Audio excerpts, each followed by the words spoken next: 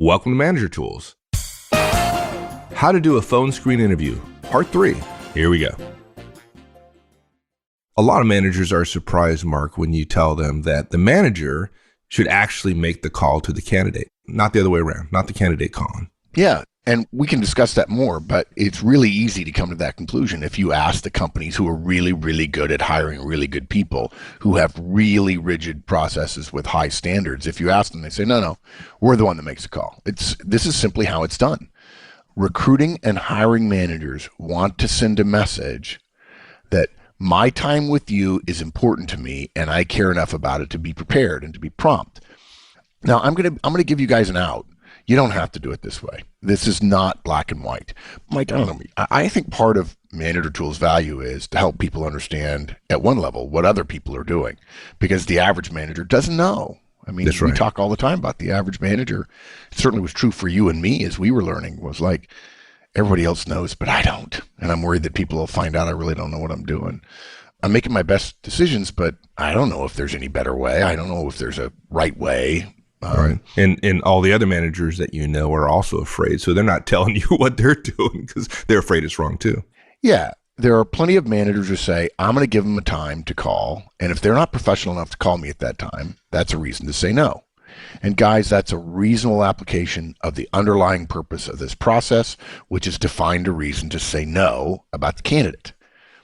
But if the reason to let them call and to have them take the initiative, knowing that many people, and no offense, guys, but much more likely among younger people, that we want to give them a hoop to get through and they're not going to get through it, and so therefore we can rule them out, and them making the call on time, which, by the way, the definition of on time is really vague to a lot of people. I can't imagine that, but, well, I should be able to imagine it, but I don't. The idea being that, well, they won't be able to do it. Okay, I'm not going to argue with that. Here's what you're missing. If you're the one that calls, there are 3 benefits. Okay, the first one is you tell them, I'm going to be on time, which is a message about timeliness and speed and sense of urgency that's important in your organization. The second thing, you're telling them they're important to you. In other words, by you making the call on a phone screen, you are getting a small check mark in this is the kind of company I want to work for or work with. In other words, you have a selling point about the company. You told them, I'll call you at 2, and then you call it 2. I assure you, people will absolutely have a little exclamation. If it was a cartoon, they'd have an exclamation point over their head. Yeah, the cartoonist would draw an exclamation point over their head. They'd be like, whoa. Now, what this means, and what I'm sure many of you will choose to remember about this is, oh, I have to call right at the right time, and maybe I'm not that good at calling the right time. So, folks, like we said, you don't have to do it this way. It's not black and white. If you can't actually be made to pick up the phone to manage your own time, so that at 1:55, you stop doing what you're doing, you put the resume down in front of you, you get their phone number, you're not scrambling around for it, you know what phone number it's supposed to be, you had it in your calendar, you call it at the right time, and if you're calling on your cell phone, which would be okay for a phone screen, you then hit send, or the green button, or whatever it is, right at 2 o'clock. If you don't believe you can do that, then by all means, have them call you. By the way, And if you can't do that, you shouldn't be interviewing people. Yeah, well, yeah, that was that was the second punchline, right? What's funny is, if you can't do that, all you're saying is, I'm not going to be ready if they call me on time.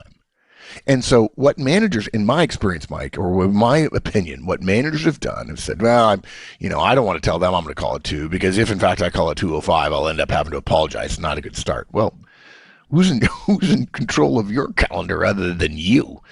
And don't tell me it's your boss. So if you can't do that, and so it's easier for you to have them call you, all you're saying is, I won't be prepared. So you're now talking to a candidate who is on time, who you've already screened and said, there's something here to like. And you're saying, I can't be ready. So the first thing, oh, hi, Mark, sorry, not quite ready yet. If you think that sends a message of, I'm really busy, it doesn't. It sends a message that They're not important to you, because if they were important, you'd have been looking forward to their call.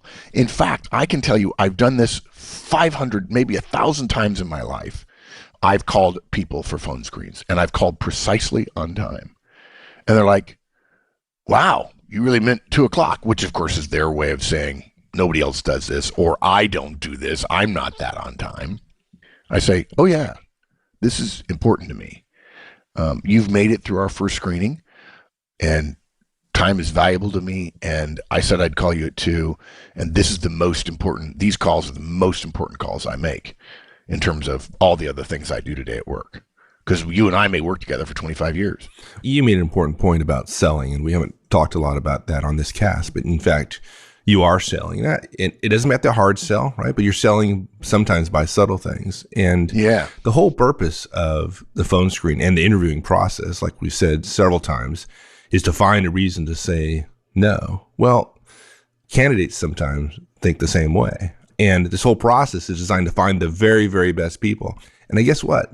The very, very best people, they have options. You're not the only game in town. And they're evaluating you, the professionalism of you, your company, and making decisions about whether or not they want to come work for you. And Yeah.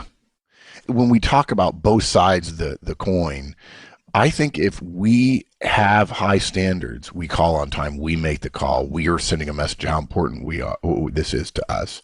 I think that makes it easier for us to hold them to high standards.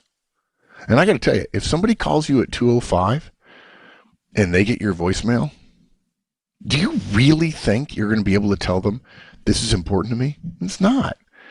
I don't know. I don't want to go to work for a boss who's like, yeah, I'm really busy, so we won't, last minute, I'm sorry, I won't be able to do it today. I don't know. yeah, exactly. What's going to be like working for that guy? Yeah, you guys may disagree with this. If you're listening and you disagree, say, I don't think, phone screen, not all that important. That's okay. You're welcome to that conclusion. I'm going to say it again. Manager Tools believe the most important decisions that managers make for the future of their organization is the people they hire. If you think you can make outstanding hiring decisions with a sloppy, not crisp, not timely process, you're smoking crack. It amazes me that we can have a detailed process for so many things, but when it comes to people, we'll do it when we do it.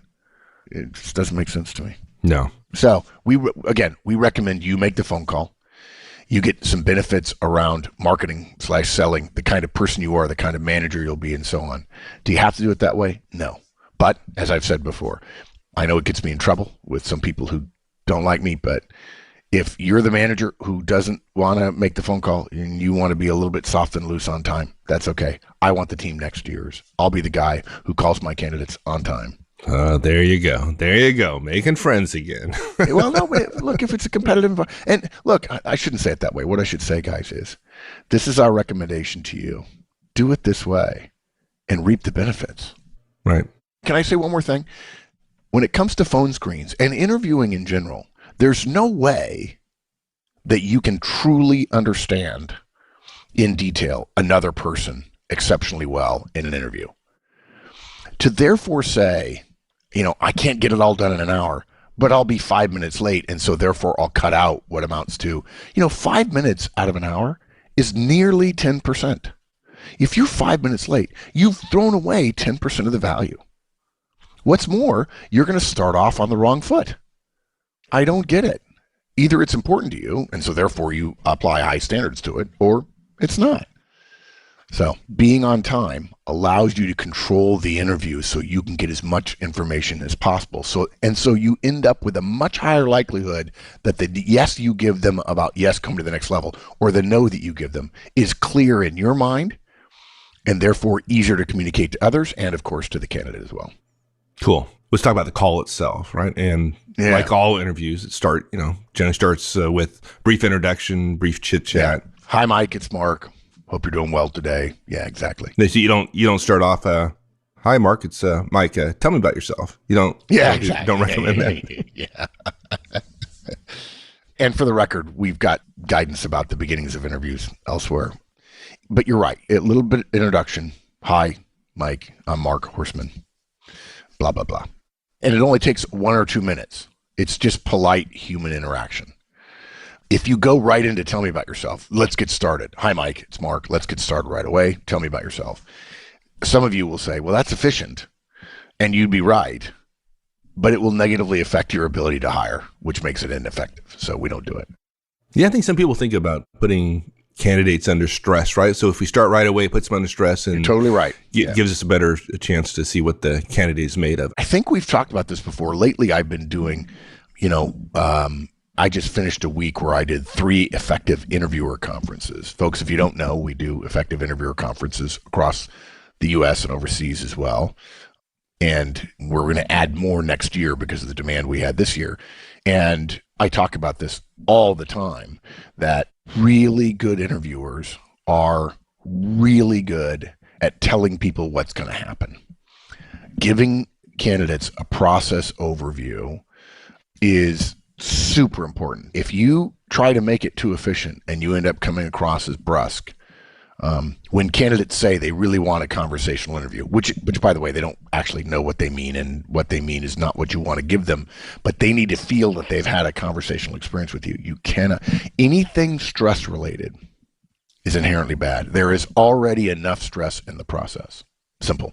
Yeah, I think some managers I've seen in the past, they feel like putting somebody under stress really reveals their inner character, as if bringing them to the company location, going to the company pool, say you have a pool, filling it with alligators, sticking the candidate in the middle of the pool in an inner tube, and then starting asking them questions, as if that were a good indicator of how good the candidate were. Yeah, I told somebody recently that your job as a manager is to learn the line between eustress and distress for each of your directs, and then keep them fairly close to that most of the time, because that's their sweet spot for performing.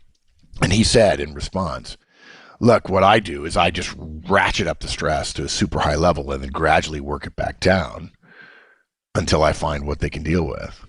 And I asked him, I said, well, how does that work on relationships? And he says, well, I'm actually not that big on relationships with my directs. Okay, well, I'll shut up then, because you won't like any of the things I say. Yeah, exactly. Yeah. So it's not enough that we feel our process is effective for us and our firm. If you build a process that doesn't include the perception of the candidate, you're missing a beat here, guys. It's important to our acceptance rate for offers and future relationships with people who come to work for us that candidates feel that the process we're creating is fair and reasonable.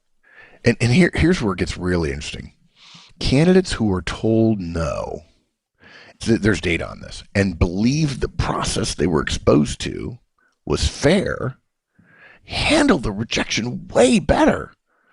And what's more, if the process was unfair or unclear or biased or in any way insensitive or capricious, not only did they not handle it well, but you end up losing people that you want to hire.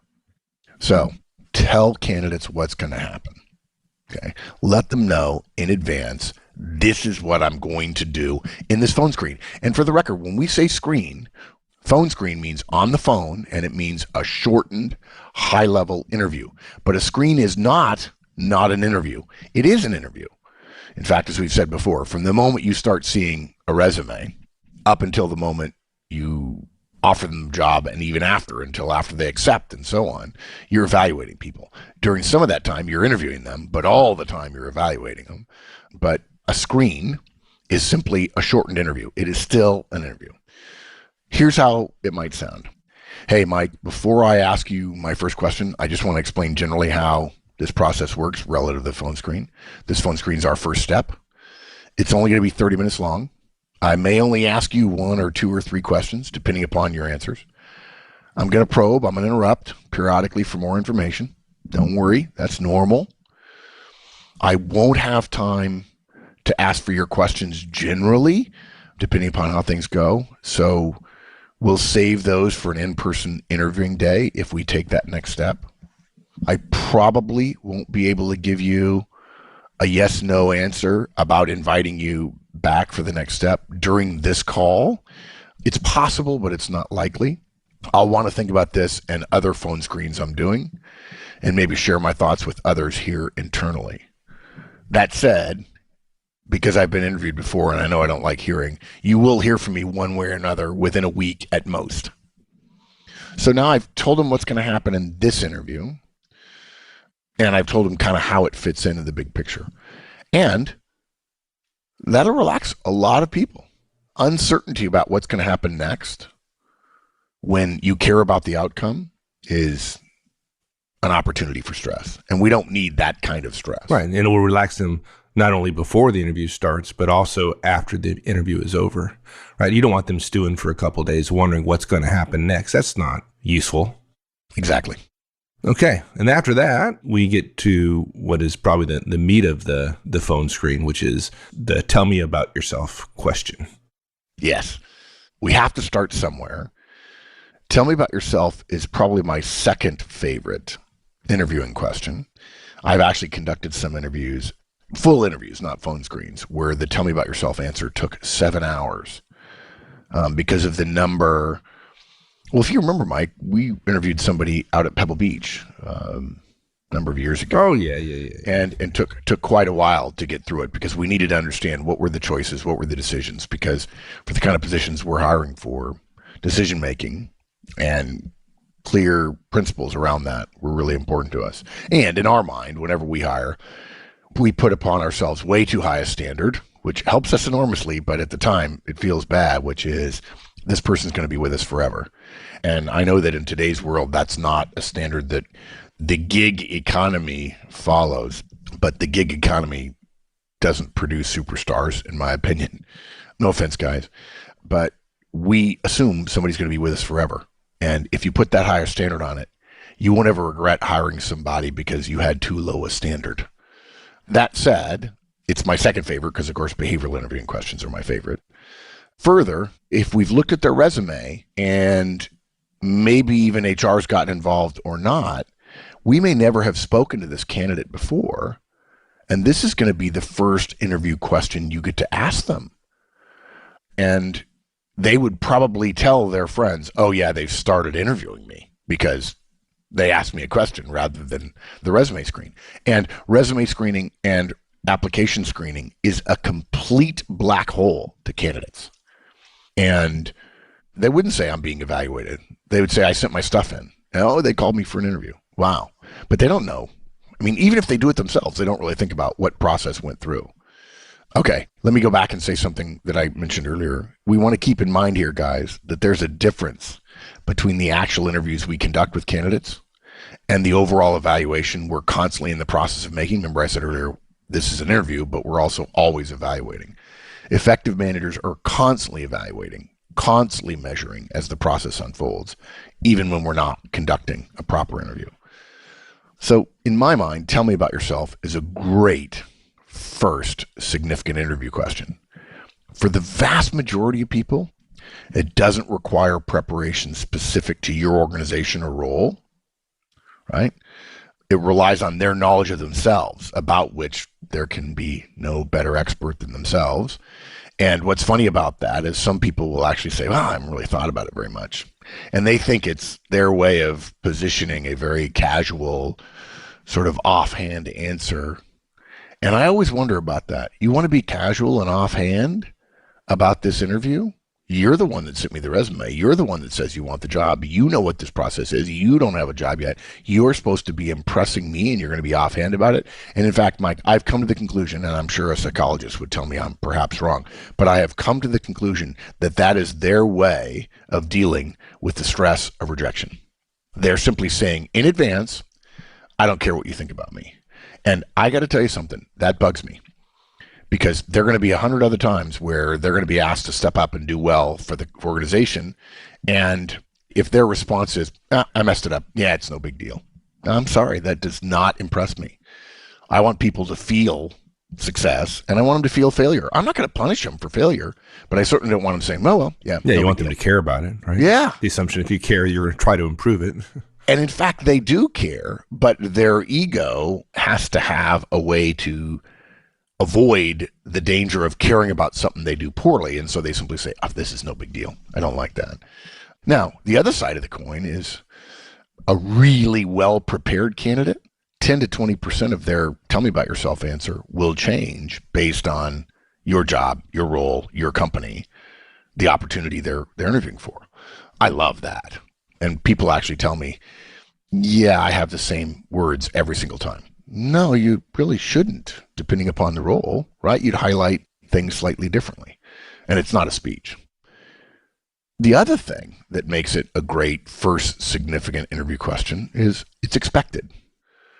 If you're listening to manager drills and you don't know this, maybe you got interviewed in an unusual way, but this is the standard first question.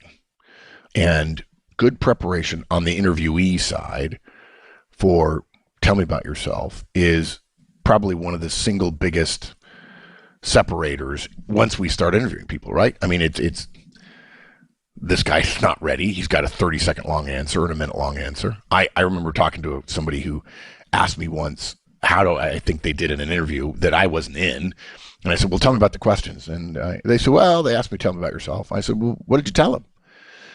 He says, well, and this guy was a manager. He says, the usual hiring and firing. And I'm like, whoa, dude. Whoa. Yeah. I like, really? And he says, is that not a good answer? I said, no, it's really not a good answer. He says, well, no. They love me. I said, how do you know? Then I said, okay, I said, how do you know? And then I said, wait. Why are you asking me? If you're asking me how the interview went and you already know they loved you, that's all that matters. Well, I just try to get it because they loved me, but I haven't heard anything. Well, how do you know they loved you? Well, they told me they were really impressed and they could see me working there. Yeah, okay. That's just like random statements of nothingness. There's nothing to that. I want to make you feel good as you're walking. Yeah, I want to make you feel good while I'm saying, oh, dear heavens, no. So it's expected by any prepared candidate.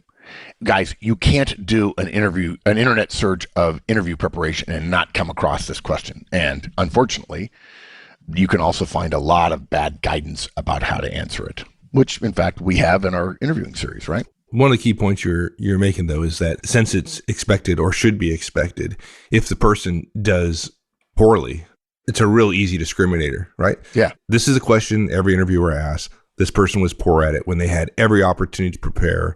And if they're poor at this question, then do I really want to hire him? And here's what's interesting. I'm sure there's a healthy percentage. Maybe it's 20, maybe it's 40%. I hope it's not 60 or 70% that are listening to this and going, ooh, I'm kind of disagreeing with you here, Mark, which by the way, guys, totally okay. You have different experiences. That's okay. Bring your thinking cap to listening about this stuff. But they would say, yeah, I'm afraid that this guy might be outstanding. And this question, because he's not prepared for it, will cause me to say no to him. And I may miss something that's really good. And I would say, I get it. And you're missing the point.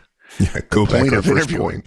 The point of interviewing is, what is the first rule is do X. Second rule is any question, refer to rule number 1. Right. Rule number 1 is the purpose of an interview is to say no. Yes, of course, the interview process we create must hold together, must have some reasonableness around what we're looking for. It shouldn't be capricious. It shouldn't be random. But we are not looking for reasons to hire people. If you look for reasons to hire people, you will find them. If you're afraid that there's somebody who's going to go by, and Mike, I'm sure you remember the grid, the matrix that we throw up during the Effective Interviewer Conference. People are just astounded when they realize the reason why interviewing can be so bad is because the thing that makes you want to do what you do also introduces the greatest chance for failure, right? We call that hell on earth. We want to avoid false positives so brutally, so carefully that we're willing to deal with false negatives. And so if you're worried that interviewing or that tell me about yourself is going to rule out some people who may be good, that's not a reason to not do it. And it's reasonable from the candidate's perspective to hear it. Interestingly, though, even though it is a question that responds well to preparation, and most candidates don't do much of that preparation very well, it still is reassuring for them.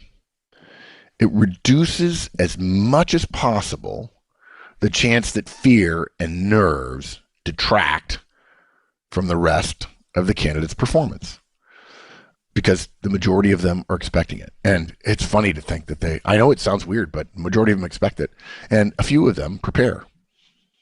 And for the record, guys, we'll do some more casts about interviewing in the coming years. But the candidate who knows something's coming, doesn't prepare, and says, I'm worried that the preparation will make me sound like rote, like I'm memorizing something, they haven't actually ever tried the detailed preparation. And in the technical realm, speaking to those of you who hire for technical positions and software developers and so on, you may think, well, really, I just need their technical skills. Raise your hand, not while you're driving, of course. Raise your hand if you've hired a good technical fit, only to discover that it was the worst thing you ever did. The whole people skills thing, it actually matters. And how do people skills evidence themselves? Communication skills. How do we test communication skills? We interview people and ask them to respond verbally. Thanks, everyone. That's it for this week. We'll see you next week. So long. This podcast was produced by Manager Tools. Manager Tools creates actionable management guidance every single week. To receive additional materials via our newsletter and to find products for situations you may face as a manager or professional, go to www.manager-tools.com. Search for Manager Tools on Facebook, Twitter, and LinkedIn.